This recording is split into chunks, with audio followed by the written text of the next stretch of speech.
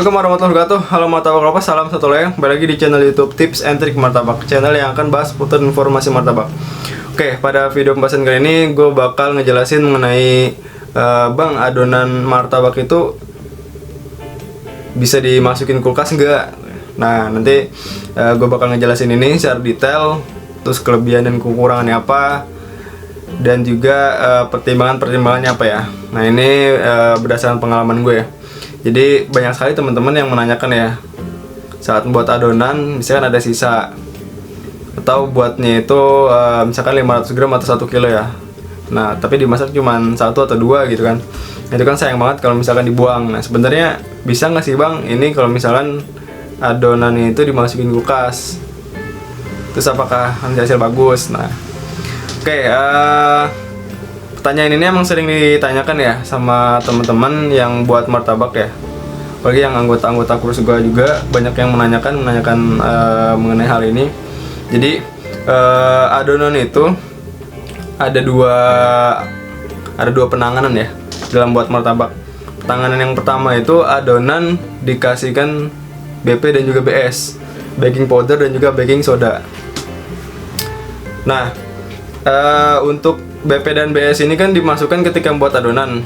Jadi ketika membuat adonan dikasih kan bakal keluar gelembung-gelembung ya. Nah, gelembung-gelembung ini juga yang akan mempengaruhi pengembangan berbentuk sarang dan juga serat.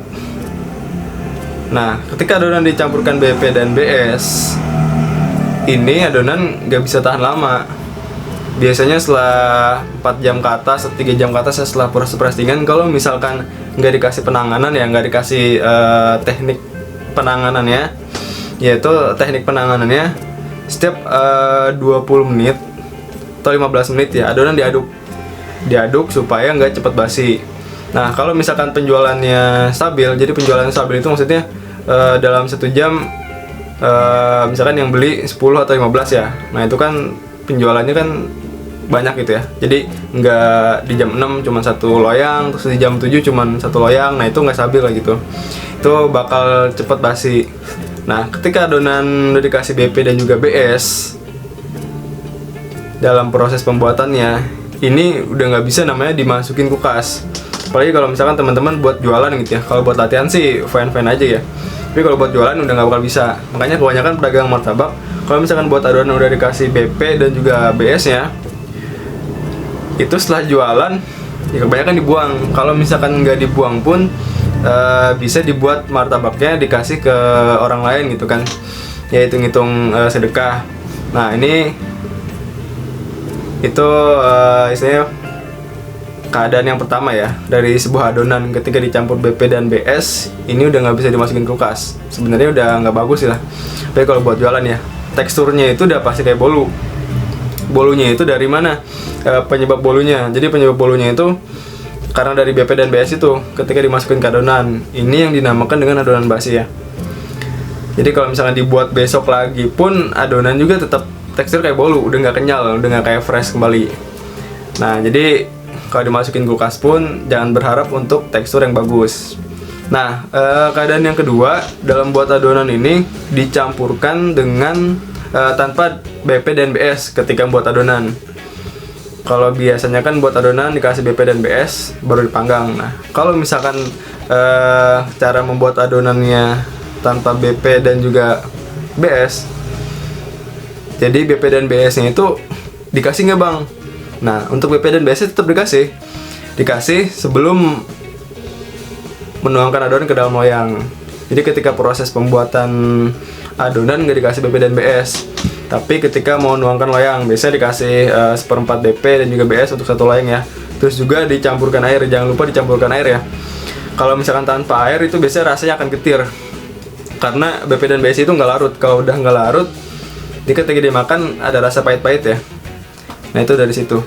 Jadi kalau misalkan masukkan BP dan BS sebelum mau menuangkan adonan ke loyang ya, itu kan pasti kan cuma 1 adonan ya, cuma 1 loyang yang dipakai. Otomatis kalau misalnya ada sisa, nah sisanya ini kan nggak ada BP dan BS. Kalau misalkan adonan atau terigu yang udah diolah nggak ada BP dan BS nya, ini masih bisa dimasukkan ke kulkas. Bahkan dimasukin ke freezer pun sampai lama juga masih bisa ya.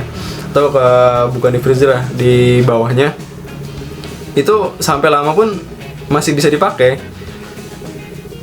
Jadi kalau misalkan teman-teman buat adonan tapi biar bisa dipakai lama gitu kan, biar nggak dibuang, biar nggak mubazir ya teman-teman, silakan memberikan BP dan BS-nya pakai tekniknya itu ketika mau nuang loyang, dengan catatan harus dicampurkan air dan juga diaduk secara merata ya. Karena kalau nggak diaduk secara merata, asal aduk aja dan aduknya sebentar, nanti ada sebagian bagian martabak itu yang nggak bersarang dan juga nggak berserat karena BP dan BS ini nggak menyebar secara merata. Oke, terus kalau misalkan adonan yang udah dimasukkan ke kulkas itu tahan berapa lama bang? Nah ini bisa nyampe sebulan ya. Jadi emang cukup lama ya karena kan masuk freezer ya. Nah ketika dipakai pun nanti paling kesulitannya atau kekurangannya adalah teksturnya itu mengental. Nah ini untuk mengukur kadar airnya itu yang emang sulit ya. Kenapa sulit? Karena mainnya feeling, mainnya kira-kira ini udah pas belum takaran airnya, ini udah sesuai apa belum. Nah itu dibutuhkan pengalaman. Nah itu kekurangannya. Mungkin kelebihannya ya adonan nggak terbuang sia-sia, bisa dipakai terus. Oke. Pedagang martabak juga ada yang pakai teknik kayak gini, jadi adonan nggak dibuang ya. Jadi mungkin teman-teman suka ngelihat pedagang martabak ada yang sebelum nongkrong adonan klien tuh dikasih BP dan BS juga ya. Nah itu dia pakai teknik supaya adonan itu nggak dibuang, jadi bisa dimasukkan freezer dan besoknya lagi pun dipakai lagi. Karena jedanya biasanya cuma sehari itu. Beda kayak latihan, kalau latihan kan bisa seminggu, bisa 2 minggu gitu kan baru dipakai lagi. Oke, jadi buat teman-teman kalau misalkan sekedar latihan, ya saran saya adonan yang udah dikasih BP dan BS pun masih bisa dimasukkan ke freezer, cuman nanti jangan ngarep di tekstur ya. Terus kalau misalkan BP dan BS-nya itu nggak dimasukin ke adonan, tapi pas mau nuangkan ke loyang, itu masa untuk jangka adonannya itu lebih lama lagi untuk dimasukkan ke freezer, itu masih bisa dipakai. Oke, nah itu kurangannya dan juga itu kelebihannya. Jadi kalau teman-teman pengen pakai teknik yang mana, cuman kalau misalkan pengen cari hasil yang terbaik gitu kan ya namanya juga latihan kan, kenapa nggak langsung coba cara yang terbaik gitu kan. Nah, kalau cara yang terbaik saran dari gue adalah ketika membuat adonan itu teman-teman harus bisa ngukur nih kira-kira gue mau buat berapa loyang ya untuk latihan kali ini, untuk latihan hari ini. Misalkan, oh gue mau buat 1 loyang deh. Teman-teman tinggal ikutin resep yang udah saya kasih, 250 gram terigu, 300 ml. Itu udah bisa jadi 1 loyang. Di ukuran loyang 18, 20, 22, 24. Oke, nah, tapi ketika teman-teman pengen buat yang 2 loyang, ya tinggal dikalikan aja. Dari 250 gram, 300 ml air, itu tinggal dikalikan 2. Oke, jadi teman-teman harus ngira-ngira dulu nih sebelum membuat adonan mau buat berapa loyang. Nanti ketika ada sisa, teman-teman bisa planning, wah gue mau coba ditaruh di kulkas deh, nanti hasilnya gimana. Nah itu juga silakan, karena itu bisa menjadi pengalaman buat teman-teman ya. Jadi dicoba-coba aja teknik-teknik yang gue kasih, itu buat jadi pengalaman dan juga nanti pertimbangan teman-teman ketika teman-teman sudah buka usaha ya. Oke, dari gua cukup sekian ya mengenai pembahasan apakah sisa adonan dari martabak itu bisa dimasukkan kulkas atau enggak. Nah tadi gua udah ngejelasin cara detail ya, terus pertimbangannya. Oke, dari gua kurang lebihnya mohon maaf. Sampai bertemu lagi di video selanjutnya. Assalamualaikum warahmatullahi wabarakatuh.